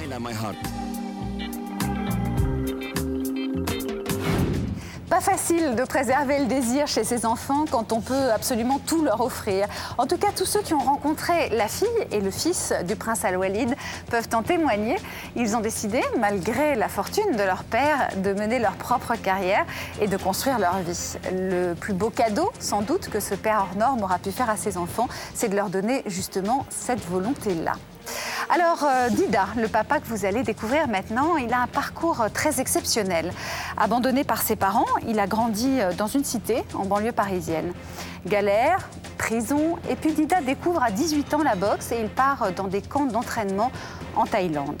Là-bas, il apprend à se battre dans des combats clandestins au cours desquels de jeunes hommes risquent souvent leur vie pour quelques dollars à peine. C'est ce sport extrêmement violent qui, paradoxalement, lui sauve la vie. Depuis, il a été 11 fois champion du monde de boxe thaï. Alors, quand on a vécu un tel parcours, quel père peut-on devenir? Dida, bien qu'il n'ait pas connu le sien, est extrêmement présent auprès de ses propres enfants. Présent, mais on peut le dire aussi incroyablement exigeant. Ryan, 10 ans, a 16 de moyenne à l'école, 2 ans d'avance et il se prépare à une carrière de footballeur au PSG. Quant à Liam, 5 ans, il sait déjà lire, écrire, compter. Voici donc un reportage de Stéphane Trichard sur une famille très attachante. Nous sommes à Djerba. C'est ici que Dida a choisi de passer une semaine de vacances en famille. Un moment privilégié consacré à sa femme, mais surtout à ses 2 enfants, Ryan, 10 ans, et Liam, 5 ans. Car aujourd'hui, pour l'ancien champion, son rôle de père a une résonance particulière. Je peux pas vivre sans mes enfants, c'est impossible. Il n'y a pas une heure dans la journée où je pense pas à mes enfants. Il n'y a pas une heure qui passe dans la journée où je pense pas à Ryan ou à Liam. Impossible. Je les aime trop. Je les aime trop. Un père aimant et attentionné, à 1000 lieues de l'image que le même Dida pouvait donner sur un ring. Mais dans sa vie, Dida a traversé des moments difficiles. Abandonné très tôt par ses parents, Dida grandit dans une cité de banlieue, avec sa grand-mère pour seule famille. Ce qui me manquait à cette époque, sûrement l'amour d'un père, sûrement. Et à l'époque, le jeune Dida ne peut compter que sur lui-même. Tu es dans ta cité, dans ta banlieue, il n'y a rien qui se passe pour toi. On fait rien pour toi, tu dois te démerder tout seul. C'est avec la boxe thaïlandaise qu'il va s'exprimer. 11 fois champion du monde, Dida a mûri dans la sueur et sous les coups. Son histoire, Dida l'a racontée dans Chok Di, un film dont il est à la fois le scénariste, le producteur et l'acteur principal. Un film qui ne cache rien des épreuves qu'il a endurées, et notamment certains épisodes de sa jeunesse. Adolescent, Dida aurait pu mal tourner. Plusieurs fois condamné pour délinquance, il a même passé quelques mois en prison. J'ai vécu des situations dures et je me suis promis que ça ne se renouvellerait plus. Mais vraiment, tu vois, vraiment. Et aujourd'hui, c'est avant tout à ses enfants qu'il pense. En vacances, Dida n'est plus une terreur des rings, simplement un papa plein de tendresse, ce père qui lui a tant manqué dans sa jeunesse. C'est avec ses enfants que Dida comble ce manque. Moi, je m'épanouis à travers eux, parce que je redécouvre des choses, que ce soit des fêtes de Noël, que ce soit des anniversaires.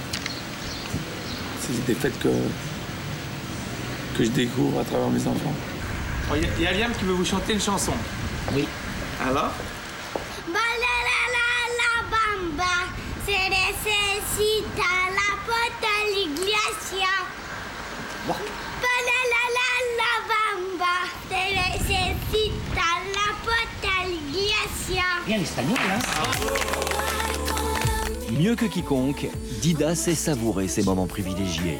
Et Ryan et Liam sont particulièrement fiers de leur champion de père. C'est un exemple à suivre.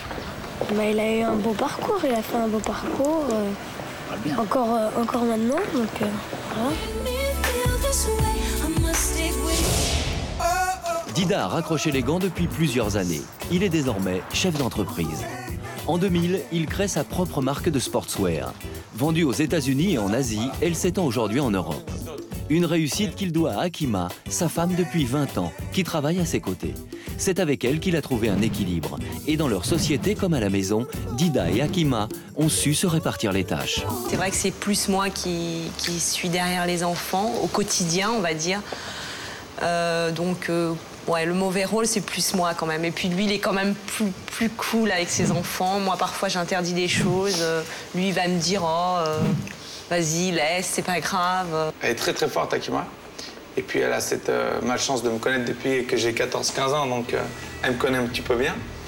Au travail ou en tant que maman, elle est incroyable.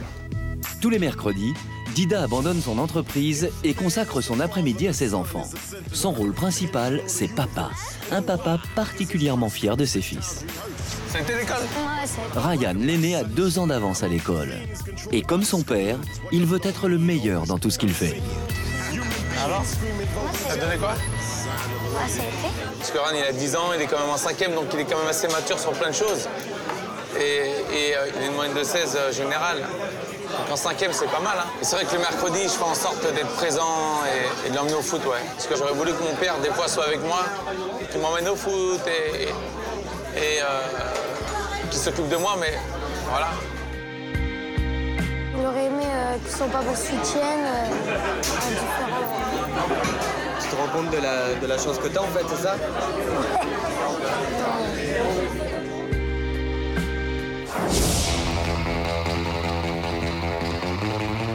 Excellent élève à l'école, Ryan l'est aussi dans le foot.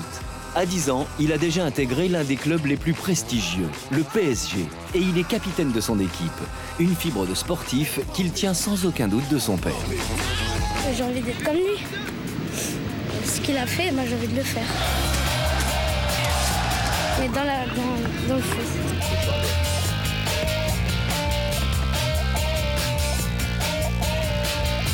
Il a commencé à rentrer dans l'univers de la boxe, tout ça.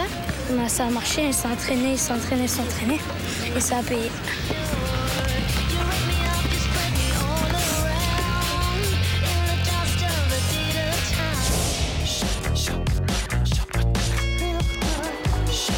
Liam, le petit dernier de la famille, est aussi une graine de champion. Natation et athlétisme toutes les semaines. Et à 5 ans, Liam sait déjà lire, écrire et compter. Tout comme son frère Ryan, il veut toujours bien faire. Ils sont vraiment toujours soucieux de bien faire et vraiment toujours appliqués, aussi bien à l'école que dans le sport. Ils cherchent vraiment à bien faire les choses. Oui, tu as bien fait les exercices.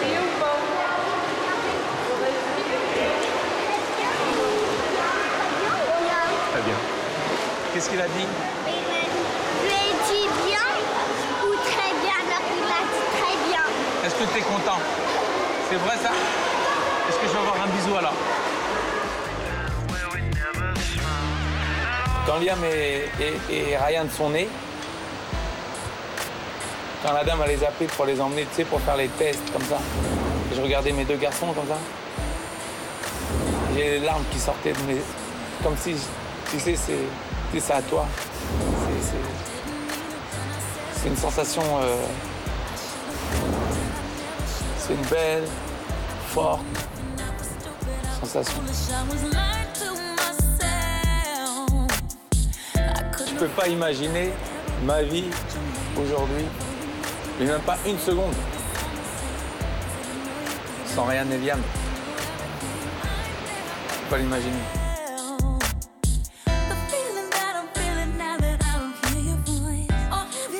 Papa, nous t'aimons très fort. Et nous sommes très fiers de toi. Bonne fête, papa. Dida, une main de fer dans un gant de velours, à moins que ce ne soit l'inverse. Ferme et tendre à la fois, le champion de boxe est un modèle pour les jeunes des cités, mais aussi pour ses 2 fils qui ne veulent surtout pas le décevoir et qui marchent aujourd'hui avec courage et ténacité sur les traces de leur papa champion. L'aîné, Ryan, sera peut-être le zizou de la prochaine décennie, le plus beau cadeau qu'il pourrait faire à son père, qui lui-même caressait le rêve dans son enfance de devenir footballeur. Les stars et leurs enfants font aujourd'hui la une de tous nos journaux, mais ce n'est pas nouveau. Et s'il y a bien un moment que les people ont toujours partagé avec le public, c'est celui de la venue au monde de leur bébé. Alors, une naissance pour un papa, c'est toujours un grand moment d'émotion. Pour certains, comme le prince Régnier, c'est l'occasion par exemple de s'essayer personnellement à la caméra, des images étonnantes, vous allez le voir. Pour d'autres, comme Johnny ou Jacques Dutronc, c'est un moment merveilleux, vécu souvent avec beaucoup de pudeur. Voici quelques-uns de ces heureux événements rassemblés par Frédéric Pruchon. Il est né et c'est le plus beau de tous. Normal, c'est le vôtre. Ça y est, vous êtes père et une fierté bien légitime vous envahit. Vous voulez le crier, le hurler, que le monde entier soit au courant. Eh bien, c'est possible, mais pour ça, il faut être célèbre. Présentation solennelle ou image à la sortie de la maternité, pas besoin de faire part pour nos amis les stars. Nous sommes tous invités au baptême médiatique de leurs enfants. Harry, 3 jours, est déjà star planétaire. Sur le visage du père, on ne lit pas forcément la joie du nouveau papa, mais au moins la fierté d'avoir donné un héritier à la couronne. Ouf, ça c'est fait. Dans une ambiance tout aussi chaleureuse, la photo officielle. Pas de doute à Buckingham, une naissance c'est vraiment la fête. Nettement moins protocolaire, l'arrivée du premier enfant de John Fitzgerald Kennedy. Une sortie de maternité somme toute ordinaire, à quelques détails près, la foule, la bousculade, les journalistes et la nurse. Une naissance, oh là là, ce que c'est fatigant. Madame Kennedy en bonne santé, ainsi que John Kennedy Jr. dans les bras de sa nurse, ont pris aussitôt l'avion pour aller se reposer en Floride. À Monaco, on mise tout sur la tradition. Janvier 1957, 21 coups de canon et les cloches de toutes les églises annoncent l'événement. Régnier, jeune papa, apparaît devant son peuple pour proclamer officiellement la bonne nouvelle. Caroline est née. Quant à la jeune princesse, pardonnez-nous de vous la présenter d'aussi imparfaite manière, le prince Régnier voulut en effet filmer lui-même son épouse et sa fille. Son émotion, combien naturelle, a hélas nui sensiblement à la qualité des images. À peine 15 mois plus tard, on remet ça à nouveau, les canons, les cloches, la foule réunie et Régnier sur son balcon. Cette fois, c'est pour Albert. Albert qui, lui, 45 ans plus tard, choisira une voix nettement moins traditionnelle pour communiquer sur sa descendance. Et oui, la loi médiatique est invariable. Plus le père est célèbre, plus l'enfant est attendu. À sa sortie de la maternité, Johnny, à 17 ans d'intervalle, fera face aux mêmes journalistes et aux mêmes questions avec le même professionnalisme. Comment va Sylvie d'abord? Sylvie va bien, elle est très fatiguée, elle dort pour l'instant, mais elle va bien. La maman va bien, elle est un peu fatiguée, bon, ce qui est normal, elle se repose un peu là. Combien pèse-t-il? 3,50 kg. C'est une petite fille qui pèse 3 kg 950 grammes. Alors le prénom c'est donc David, il n'y a pas de problème. Oui. Et elle s'appelle Laura, voilà.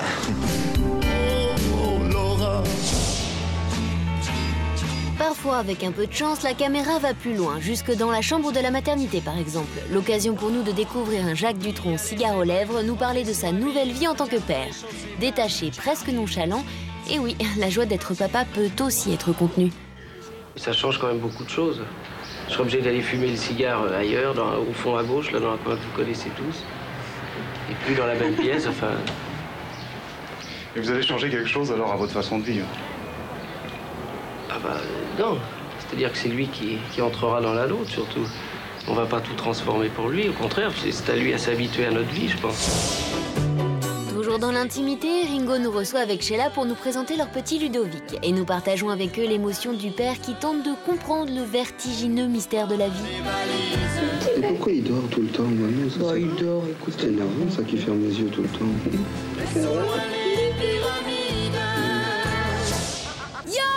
30 ans plus tard à Madrid, c'est l'effervescence normale. Une star de foot s'apprête à être papa. Ce jour-là, David Beckham est père pour la 3e fois. Mais désormais, les journalistes auront peu de choses à nous faire partager. À part l'essentiel. Bon d'accord, papa Beckham est content, c'était prévisible. Côté scoop, il faudra revenir, à moins que son ami Zizou ne nous en dise plus. Super, ça c'est de l'info, il est donc petit. Aujourd'hui, quand les stars deviennent papa, elles ne nous déclarent plus rien, ou presque. Il nous faut nous rabattre sur les photos officielles ou volées pour nous faire partager ces moments de bonheur. Oui, aujourd'hui, c'est dans la presse que ça se passe. Et ça, même Johnny l'a compris. Tu es mon plus beau Noël, celui que je n'ai jamais eu. Tu es l'amour, la vie et le soleil, ce à quoi je ne croyais plus. Nous allons découvrir maintenant l'intimité d'une famille très secrète, les Mellerio. Ils sont joailliers depuis 1613. François et Olivier Mellerio, qui dirigent aujourd'hui l'entreprise familiale, représentent la 14e génération qui se succède à sa tête. Émilie, 30 ans, fait partie des enfants Mellerio qui perpétuent justement cette tradition familiale. Mais a-t-elle vraiment eu le choix? Son père Olivier a coutume de dire « Tout le monde fait passer l'intérêt de l'entreprise avant le sien propre ». On apprend ça chez nous dès le berceau. Alors comment échapper de ce fait à une si riche histoire familiale? Réponse dans ce reportage sur une dynastie de bijoutiers et d'orfèvres qui sont les créateurs, entre autres, des épées des académiciens et des coupes de Roland-Garros. Place Vendôme, l'endroit le plus prestigieux de Paris. Ici, tout n'est que luxe. Les plus grands joailliers y ont élu domicile. Les Mellerio furent les premiers à s'installer dans ce quartier glamour. Cette famille de joailliers de renom se transmet ce métier et l'entreprise familiale depuis 1613, soit au total 14 générations. Émilie Mellerio a 30 ans. Elle s'apprête à devenir une future dirigeante de l'entreprise familiale. Elle fait déjà partie du comité de direction. Un ordre du jour quand même sur le comité de création. Une entreprise dirigée actuellement par François, l'oncle d'Émilie, et par Olivier, son père. À 60 ans, il s'apprête à transmettre son métier à sa fille. Ah bah ça, vous savez, c'est la fierté du père qui regarde la jeune pousse émerger. Je crois que c'est toujours très intéressant pour un père de la voir progressivement prendre ses marques. Émilie représente donc la 15e génération qui va reprendre le flambeau de la joaillerie familiale. Et la première femme à y accéder. Une sacrée pression sur les épaules de la jeune femme. Je pense que forcément, à un moment ou à un autre, on se pose des questions quand on succède à 14 générations. C'est pas petit. On se demande si on va être à la hauteur. On se demande si finalement on l'a vraiment choisi en connaissance de cause. C'est des questions qu'on se pose assez régulièrement. Être à la hauteur. Émilie a donc décidé de faire comme papa, grand-papa et les autres. Elle poursuit actuellement des études de gémologie pour se familiariser avec l'apprentissage des pierres. Cette transmission de son métier par son père s'est faite pour elle naturellement. Je crois qu'à aucun moment j'ai senti une pression, j'ai senti une envie certainement de ta part de vouloir me transmettre quelque chose. Et j'ai pas du tout eu l'impression qu'on m'impose quoi que ce soit. J'ai plutôt eu l'impression qu'on me transmettait une richesse et que si je le souhaitais, je pouvais l'accepter et ensuite la transmettre à mon tour.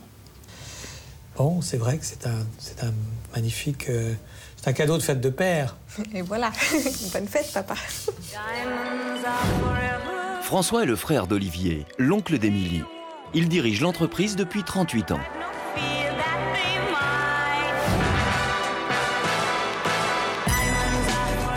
Depuis 38 ans, il baigne dans cet univers de luxe, de pierres précieuses et d'or. Fabrication ou restauration, dans cet atelier, certaines pièces ont plus de 200 ans d'existence. Pourtant, chez les Melleriot, l'essentiel est ailleurs. Ce métier, c'est d'abord un héritage familial qu'il faut veiller à se transmettre de père en fils. Alors nous arrivons ici dans la galerie des ancêtres. Donc le plus connu, c'est François, à l'époque de Napoléon. C'est lui qui a installé la maison Melleriot rue de la Paix. Et ça continue, 19e siècle. Et puis on arrive ici. Et ici, vous avez mon arrière-grand-père, Raphaël, mon grand-père, Charles, mon père. Et inutile de vous dire que je ne suis pas pressé d'y être parce qu'on est là quand on est mort. Donc j'attends pour qu'on fasse ma miniature. Des entreprises familiales comme les Melleriot, on les appelle les Hénochiens. Il en existe une trentaine dans le monde, moins de 10 en France. Elles doivent être dirigées par un descendant du fondateur, avoir au moins 2 siècles d'existence et posséder des capitaux exclusivement familiaux. Une lourde responsabilité. C'est très lourd, parce qu'à la fois on a à diriger une entreprise et à la fois à diriger une famille. Donc, et les intérêts ne sont pas toujours les mêmes. Raphaël est le fils de François. Il vient rendre visite à son père à la boutique. Ici sont exposées les plus belles pièces de la joaillerie. Des épées des académiciens à la coupe Roland-Garros. À 36 ans, Raphaël a choisi d'être avocat et non joaillier. Mais il travaille quand même en collaboration avec son père. C'est vrai que toi, ainsi que maman, vous nous avez laissé parfaite liberté. On savait que ça existait, on savait que ce métier existait, on savait qu'il y avait une lignée de père en fils dans la gestion de ce business. Mais vous nous avez toujours laissé une liberté complète. Une liberté de choix pour ses enfants dont le père n'a pu profiter à leur âge. De toute façon, j'ai toujours souhaité que vous alliez apprendre à l'extérieur un métier et que je ne pas faire comme moi, qui malheureusement a été libéré du service militaire le 28 février et le 1er mars, je suis rentré ici parce que mon père, malheureusement, était mort d'une leucémie foudroyante, donc j'ai pas eu le choix et j'ai toujours regretté. J'aurais aimé travailler dans une banque ou travailler chez un commissaire-priseur, ou vous voyez, différentes choses. Pour François, la transmission est tout de même assurée. Sa fille, Stéphanie, a choisi de rejoindre la joaillerie familiale. Ma fille, j'ai une fille qui, finalement, s'est passionnée pour le métier. Et pour l'instant, elle apprend son métier chez nos confrères à l'étranger. Donc, je serai très content de la accueillir ici quand elle le souhaitera et avant que je parte à la retraite. J'ai 3 enfants qui font les métiers qu'ils aiment et qui sont en bonne santé. Donc, qu'un père peut-il rêver de mieux? Dans quelques années, Stéphanie et Émilie reprendront l'entreprise. Direction les sous-sols de la joaillerie où Olivier fait découvrir à sa fille les archives de la maison. Ici, le plus vieux livre de commande date de 1770. Donc, ici étaient notés tous les avoirs, tous les mouvements financiers, toutes les commandes, barrées quand elles étaient payées. Alors, ce qu'on remarque d'ailleurs, quand tu dis barré quand elles étaient payées, c'est qu'il y a quand même quelques pages où c'est pas barré. Et voilà. Effectivement, il y avait beaucoup de gens qui, en fait, achetaient à crédit. Voilà, il y a une mademoiselle de Cazan qui n'avait jamais payé. Voilà. Alors ça, c'est Madame de Beauharnais. Madame de Beauharnais, oui. On voit qu'elle doit. Oui. Et ainsi, d'autres people de l'histoire se fournissaient chez Melleriot. Richard Wagner, Lamartine, Chateaubriand et même Napoléon. C'est très impressionnant. On peut penser de temps en temps que c'est un poids parce que c'est une telle responsabilité d'être la 15e génération et on n'a pas envie d'être celle qui va tout faire rater. Le dimanche, les Melleriot se retrouvent souvent à déjeuner dans leur maison de famille. Ici aussi, tout est lié à la tradition familiale. Depuis plus de 60 ans, la demeure accueille tous les instants de détente des Melleriot. Un sens de l'héritage qui peut parfois faire peur aux non-initiés. C'est vrai que l'expression favorite de mamie quand on regarde cette photo, c'est on se sent un peu le maillon d'une chaîne. Et je me souviens quand elle avait dit ça à Hélène juste avant qu'on se marie, ça peut être assez effrayant. Mais... Pourquoi effrayant? Moi, je ne trouve pas que ça soit effrayant. Non, c'est... comment dire? C'est un devoir, mais un devoir n'est pas forcément dur. Non mais je vous avais entendu dire ça la première fois que je vous ai vu. On sent tellement vite le maillot d'une chienne et j'avais envie de partir en courant. Mais bon, depuis voilà, on s'est mariés. Dans la famille, certains ont tout de même choisi d'autres voies que la joaillerie. C'est le cas de Gonzague, le frère des 2 dirigeants actuels. Il est médecin obstétricien, mais n'est pas considéré pour autant comme un paria. Moi, je suis très fier de ce que fait mon frère. Moi aussi. Hein? Parce que, effectivement, le nombre de femmes qui me disent « Oh là là, le nombre d'enfants que j'ai fait avec votre frère. » Donc, et en général, ça s'est plutôt bien passé. Pourtant, pour la nouvelle génération, il n'est pas toujours évident d'aller à l'encontre de cette tradition. C'est ce qu'a ressenti Charles le jour où il a annoncé à son père qu'il voulait faire médecine. Le jour où j'en avais parlé à papa, c'était dans le salon, c'était de façon assez cérémonieuse, où je voulais lui annoncer que c'était mon choix, c'est ce que je voulais faire. Et je me suis rendu compte de manière très rétrospective, mais il y avait un certain pincement dans son cœur, parce que je pense que il avait toujours cette idée de transmission qu'il aurait aimé faire perdurer à tous ses enfants. On se sent quand même terriblement attaché à cette chaîne et à cette tradition. Je crois qu'on est quand même un peu élevé dans une sorte de mythe qui est d'ailleurs assez dangereux, mais qui est quand même un peu le mythe d'une maison qui s'est transmise de génération en génération et depuis finalement la Renaissance. Le problème de la chaîne, si tu veux, dont vous parlez tout le temps, c'est qu'on n'a pas envie d'être le maillon faible.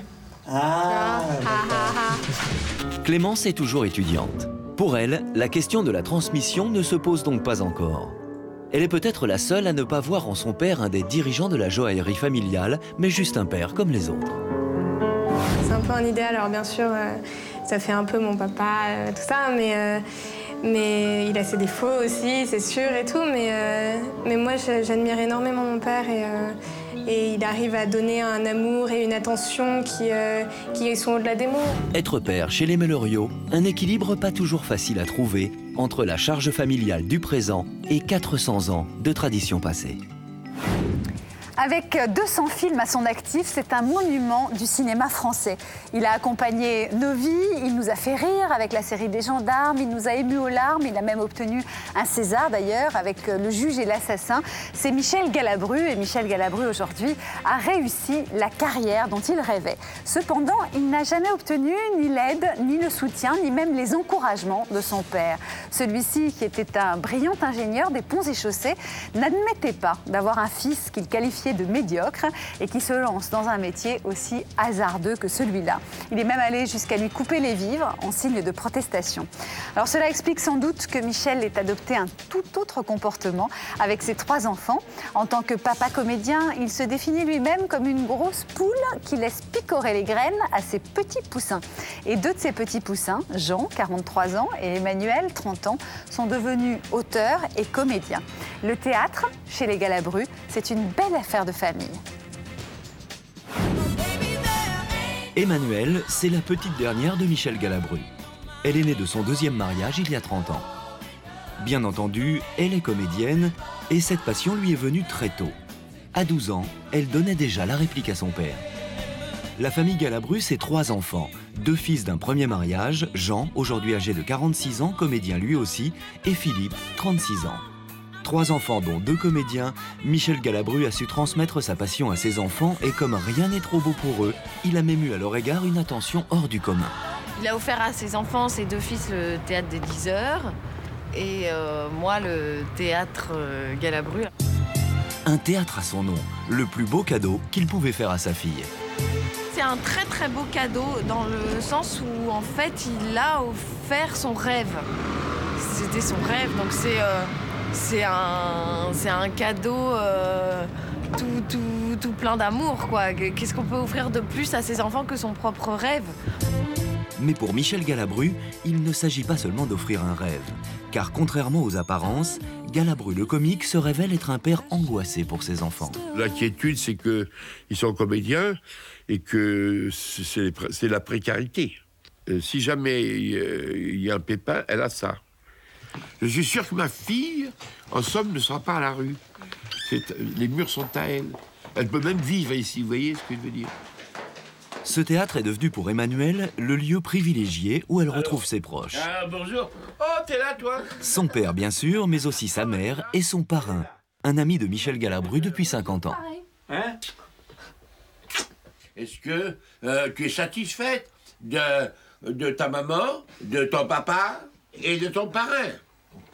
Dis-le, dis-le. Voilà. Dis-le. Moi, je dis. Tu dis quoi? C'est vrai, j'ai toujours dit que si j'avais dû choisir mes parents, j'aurais choisi les mêmes. Voilà, je suis très très contente. Tu es contente quand même. Ouais. Ah ouais. C'est pas extraordinaire, mais bon. Ah si. Bon, alors moi, ça me gêne de dire ça parce qu'il est à côté, mais, mais c'est vrai que moi, je voue un amour pour mes deux parents, d'ailleurs. Mais c'est vrai que mon papa, c'est mon papa, quoi. La première fois que j'ai dit à mon papa « je t'aime », c'était à travers une interview. Bah, je voudrais dire à mon papa que je l'aime. Voilà. J'étais embêté parce que ça m'a donné envie de pleurer. Je ne voulais pas pleurer devant la caméra, quoi. Mais Emmanuelle lui reconnaît quand même un défaut. Il paraîtrait quand même que le père doit représenter la loi. Donc, c'est vrai que si ton père t'impose pas les règles et ne représente pas, ne joue pas son rôle voilà, tu peux prendre ça comme du... merde. Pas du tout. Oh, mais tu peux prendre ça comme du désintérêt de sa part. L'autorité, le point faible de papa Galabru. Célèbre pourtant pour ses rôles de gendarme, il était loin de faire la loi à la maison. Je suis pas du tout autoritaire, ça se sait, ça se voit, ça se sent. Une fois, je m'étais mis en colère, un peu une colère... Moi, j'ai les colères de type faible. Et alors, Philippe, là, mon garçon, quand il m'a vu en colère, il a éclaté de rire. Il riait, il n'en pouvait plus de me voir. Il avait vu le ridicule de la situation. Michel Galabru, papa laxiste, à l'opposé de l'éducation qu'il a reçue de son propre père, particulièrement autoritaire. Il est mort très vieux, mon père, il est mort à 97 ans. Mais j'en avais toujours un peu peur. Hein. Pourtant, c'était un très brave homme, hein. Très gentil. Mais une autorité naturelle, impressionnante. Il était impressionnant. D'ailleurs, il impressionnait. Mais mes enfants, le craignaient, avaient peur. Un père qui a vu d'un mauvais œil la décision de Michel de devenir comédien. À tort, car aujourd'hui, Michel Galabru, c'est plus de 50 ans de carrière à l'écran ou sur les planches. Michel Galabru est devenu l'un des comédiens français les plus populaires. Ses atouts, une gueule et une voix immédiatement reconnaissable. Une carrière pourtant pas toujours reconnue et qui laisse sa plus grande fan un peu perplexe. Il a un talent énorme. Maintenant, avec le talent qu'il a, il aurait pu faire plus de bons films, on aurait pu lui proposer plus de rôles, par exemple au cinéma et tout ça, ça c'est sûr. Emmanuelle a 5 ans quand son père tourne L'été meurtrier aux côtés d'Isabelle Adjani. Un souvenir qui la marquera profondément. La scène entre Adjani et mon père dans L'été meurtrier, où elle est derrière la porte et ils pleurent tous les deux, je peux pas la regarder. Ah, je peux pas. Mais qu'est-ce que tu cherches? Qu'est-ce que tu cherches, toi? À savoir lequel des 3 salauds était ton père? Mais c'est toi, mon père. Quand même, je peux pas m'empêcher, encore au jour d'aujourd'hui, quand je vois mon père dans un film pleurer, ou quand on le tue, ou le voir mort, ou tout ça, là, ces trucs, rien que de le dire, ça me... Je peux pas. Aujourd'hui, Emmanuelle et ses parents viennent déjeuner dans une de leurs brasseries préférées. Jean, le fils aîné de Michel, les a rejoints. Bonjour. Bon, bonjour Emmanuel. Jean et Emmanuelle, 2 enfants Galabru, mais 2 conceptions très différentes du rôle du père. Jean suit pas à pas les traces de son père. Il donne par exemple avec lui des cours de théâtre à de jeunes comédiens et leur association ne s'arrête pas là. Il écrit ou adapte des pièces pour son père et partage souvent l'affiche avec lui. Ils viennent notamment de jouer ensemble 400 représentations des Justes, l'un des plus gros succès théâtrales de ces dernières années. Si ça doit entraîner ma perte. Ouais. Vous savez, saluer avec son père devant une salle qui parfois se lève, qui est contente, qui est heureuse. C'est un plaisir, ça c'est unique, oui, c'est unique. Ça, voilà, ça c'est un privilège extraordinaire. Emmanuelle a déjà partagé l'affiche avec son père, mais aujourd'hui, elle envisage sa carrière autrement. C'est vrai qu'on n'a pas du tout la même conception du travail en famille. Alors lui, c'est peut-être justement parce qu'il a plus d'expérience, il a dépassé ça et tout ça. Mais c'est vrai que moi, je me fais un point d'honneur d'essayer, même si j'aime beaucoup ma famille, mais de m'en détacher, quoi. Mais difficile de se détacher d'un tel père. Et ses enfants sont d'accord sur un point, Michel Galabru est un père formidable. Peut-être un peu trop d'ailleurs. J'ai essayé de leur donner, moi, ce qui est très important, parce que on a tous à se faire pardonner quelque chose. J'ai essayé de leur donner l'indulgence vis-à-vis des autres. Mais ils sont plus carrés quand même, ils ont peut-être pas tort, parce que moi, je me suis fait souvent enrouler à cause de ça. C'est vraiment quelqu'un de profondément, oui, ça c'est vrai, gentil. Donc il se met toujours à la place des autres. Oui, le pauvre, il faut l'excuser, c'est pas de sa faute, parce que si, parce que ça. Moi j'ai l'énorme chance d'aimer mon père en tant que papa, d'aimer ma mère en tant que maman, mais de les aimer aussi en tant qu'être humain.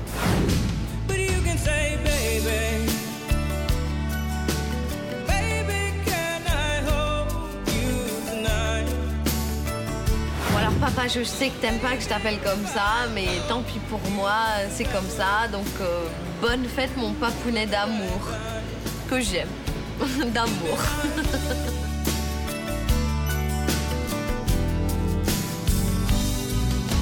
I love you.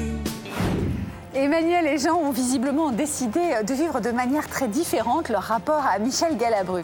Alors Jean suit résolument les traces de son père, quand Emmanuelle aimerait voler de ses propres ailes. Mais quel que soit leur parcours, leur monstre sacré de papa servira toujours d'exemple et de soutien. C'est la fin de ce magazine sur des pères sacrés qui sont aussi de sacrés personnages, des pères célèbres qui ont accepté de nous ouvrir la porte de leur intimité et que nous avons découvert sous une facette encore inconnue. Alors concilier une vie professionnelle et bien remplie et le rôle de papa, ce n'est finalement pas toujours facile. Bonne fête donc à tous les papas. Je vous rappelle que c'est dimanche prochain. Merci à vous de nous avoir suivis et bonne fin de soirée sur France 2.